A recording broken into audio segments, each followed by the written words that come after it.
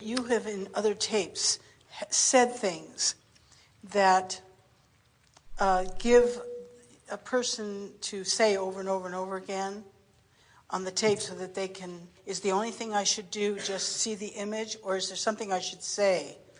Well, it doesn't matter. Words add power to everything that you think, just as action adds power to everything that you speak. So thoughts are very powerful, and when you are speaking your thoughts, they are even more focused. And when you are acting around your thoughts, they are even more focused still. And when you're writing your thoughts, that's the most powerful point of focus that we've seen. If we were looking for the ideal situation, we would sit with paper and pen, and we would write in outline form, and then we would image around it. In other words, we would get into a virtual reality, and we would say, today I'm going to my virtual reality, and my primary focus is going to be me. And my primary focus is going to be me in my body, and me in my home, and me in my relationships, or relationship if there is a significant one that you were chewing on, and me in my work. And then we would start with any one. We would really start with the easiest one. And we would say, all right, who is me? Who am I? Who am I? Meaning, what is the picture that I would like to project? Never mind what somebody else has seen, and never mind what I have convinced someone else of. In other words, we see so commonly that you, not just you, but most of you, will have a moment of insecurity, and you will speak it to someone, and then they will remember your insecurity and reflect it back to you the rest of your life. They didn't believe it right up front at first, but as you hammered at them year after year after year, in time they began to accept your insecurities as you, and now when they see you, they reflect that back to you. And it does take some doing to get around that. But the doing is not nearly as difficult as you think. It just takes a few moments of pure thought on any subject that is important to you. But you've got to do the work, and most of you do not do the work. Dart into your virtual reality, do as much as you can do, as long as it still feels good, and then go on to whatever else you are doing. And what will begin to happen is you'll begin to take so much pleasure in those little moments of visualization that you'll want to go there. We want you to have that feeling of not wanting other things to interrupt the deliciousness of what you've come to find, so that you're going to your virtual reality not to fix something that is broken, not to take down ugly wallpaper and put up beautiful wallpaper. You're going to your virtual reality because you have found it a haven that feels good. It's a haven of connection. It's a haven of clarity. And in time, you will come to know it as the haven of when I really make things happen, because it's a time of really practiced and focused allowing. And what it really is the time that you practice a vibration that causes you to let in what you've been telling the universe for years that you want. This visualization is about softening you to let in. Do I have to abandon all thoughts of dieting at the same time, or just let in what I want? Because I'm so conditioned to, this doesn't happen unless Those are you very diet. important words that you're offering, because if we said to you, yes, abandon all thoughts of dieting, you would be in big trouble, because as you just said, you're conditioned. You can't just abandon thoughts. You can't just stop thinking thoughts that you've practiced thinking. You begin these thought processes over a long period of time. And while you can change them quickly, it does not happen instantaneously, nor does it need to. What we would like you to begin to enjoy is the becoming process. And we think that's what is tripping so many of you up. You're not enjoying becoming. You're unhappy where you are. You think you'd be more happy over there. And so you're just miserable until you get over there, which keeps you from ever getting over there. But if you could enjoy the becoming, that would all change right now. That's where the visualization comes in. You can enjoy the becoming. When you have an image of how you want to be, when you have an idea of what you want, and you look at what is, and you keep saying, this is how it is for me.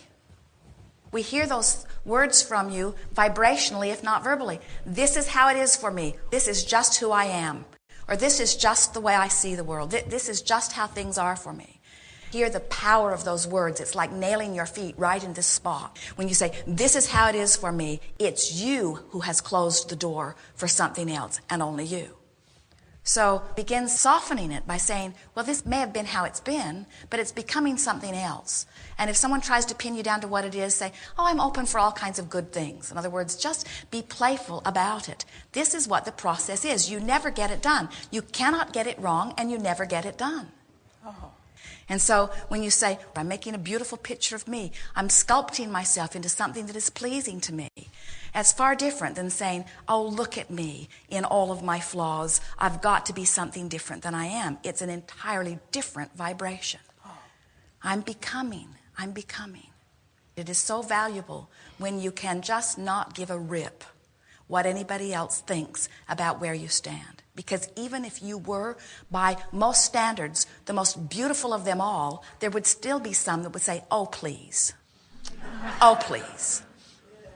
It should be more this way, or it should be more that way. It has to not matter at all to you what anyone else's opinion is. And most of their opinions they got from you. They picked them up from you. They're reflecting back to you.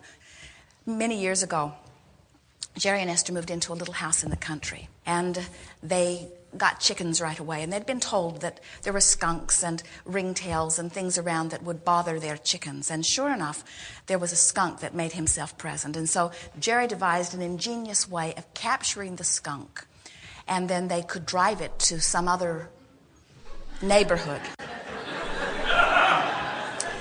They hauled so many skunks that they called it Skunk Hauler. And others probably do by now, too.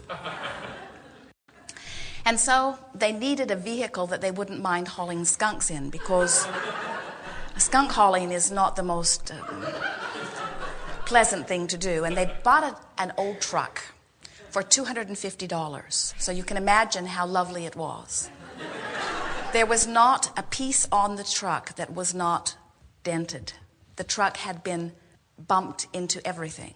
The young man who sold it to them had been racing it. And then Esther was embarrassed to be in the truck. So she said to Jerry, maybe we should just paint it a little. So they took it to a paint shop and said, what would it take to just sort of make it look a little better? And the man looked at Esther, containing his laughter, and said, much more than you would ever want to give it. And so Jerry was looking in the paper one day and found an ad that said, parting out a 1966 Ford truck, which meant they were selling the pieces. And Esther said, maybe we could just get some new doors. And so they went to see the pieces of this truck, and a man had taken a truck exactly like theirs, completely apart, and had sanded every piece of it down to the bare metal, and every piece of the truck was perfect. But it was all in pieces. So they took a trailer, loaded all of the pieces of the truck into the trailer, drove it all to a body shop not far from where they live, and said, can you take our truck apart and put it back together with these pieces? And the man said, yes, if you're not in a hurry. 2 years later,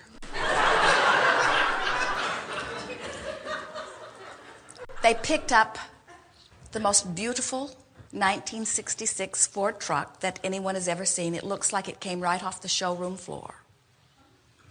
Jerry won't haul skunks in it. Well, they had been looking forward to the truck. They'd been stopping by on a pretty regular basis, and they were really enjoying the process of watching this truck become.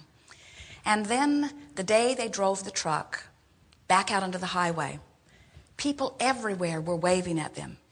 Truckers were beeping their horns and giving them the signs, and people on the highway were honking their horns and waving, and people that they didn't even know were driving by and giving them the thumbs up sign. They couldn't stop for gas without people gathering all around. Where did you get this beautiful truck? This is the most beautiful truck that I have ever seen. And Jerry and Esther were amazed at the attention that this truck gathered. When they go back to Texas, which happens occasionally, they always drive the truck. And no one ever looks at it, even though it looks exactly the same as it did before. Because Jerry and Esther are not in the creative mood of the truck. The truck does not have their attention anymore. They're not feeling the exhilaration of the truck. In other words, it's exactly the same truck, but Jerry and Esther's vibration about the truck is in an entirely different place. They've moved on to other things. And while they appreciate the truck and they enjoy the truck, and Jerry says he will always have the truck, even though Esther keeps wanting to move it out of the garage so she can move something else in. The way the universe revolves around you does not have to do with how you appear.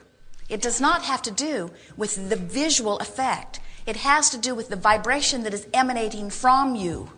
Everything is about that. And so that's why we are hard selling today this virtual reality, because we know the power of it. If you get in there and change the way you feel a little bit, 5 seconds here, 10 seconds here, a minute here, a minute here, a minute here, a minute here, it all adds up. It adds up to your change of feeling about who you are. And before you know it, in a month or 2 or 3 or 4 or 5, you can find a whole state of being that is entirely different, or maybe much the same and just improved. In other words, you can make it any way you want, and everything in the universe will begin immediately to respond to your newfound vibration.